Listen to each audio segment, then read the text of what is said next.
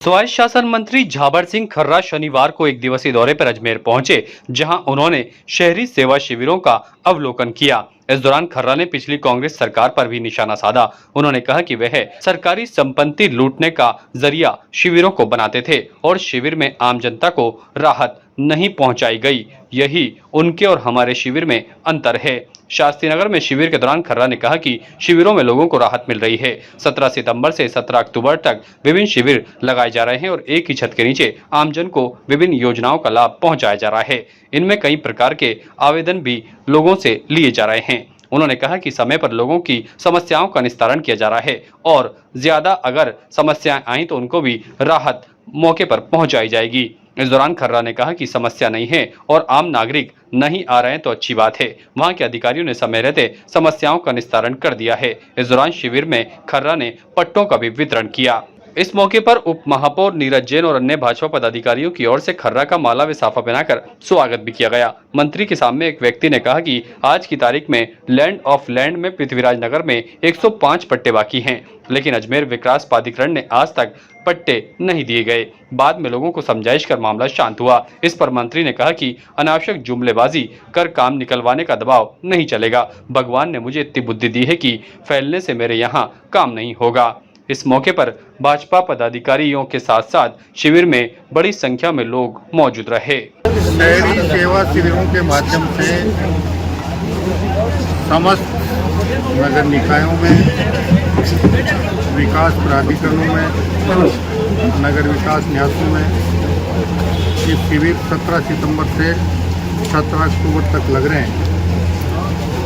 इनमें पट्टे से लेकर, नामांकन से लेकर, विभाजन से लेकर,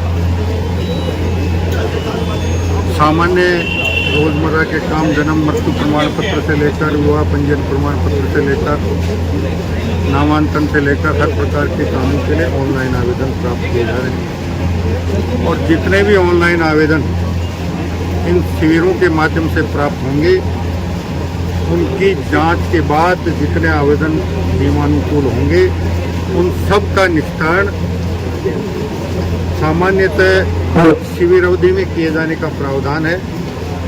अगर किसी कारण शिविर के अंतिम 2-3 दिन में बहुत अधिक संख्या में आवेदन आ जाएंगे तो उनके लिए हम 17 तारीख के बाद जितने ऑनलाइन आवेदन लंबित रहेंगे उन लंबित आवेदनों की संख्या के आधार पर प्रत्येक निकाय, प्रत्येक प्राधिकरण, न्यास के लिए एक समय सीमा तय करेंगे कि उस सब समय सीमा में सभी लंबित प्रकरणों का निस्तारण करके आमजन को राहत मिलेगी। अगर अनावश्यक रूप से किसी भी आवेदन को लंबित रखा जाएगा, अगर कोई आवेदन नियमानुकूल नहीं है तो एक लिखित सैकान आवेदनकर्ता को सूचना भेजी जाएगी कि आपका ऑनलाइन आवेदन क्रमांक इतना इन कारणों से स्वीकार नहीं किया जाएगा। हमने इस शिविर से पहले प्री कैंप आयोजित करवाए थे और जितने भी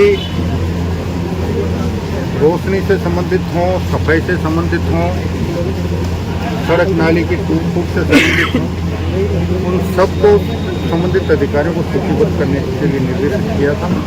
ताज़ा खबरों के लिए देखते रहें सरेराह न्यूज। अपना फ़ोन उठाएं और सब्सक्राइब करना ना भूलें।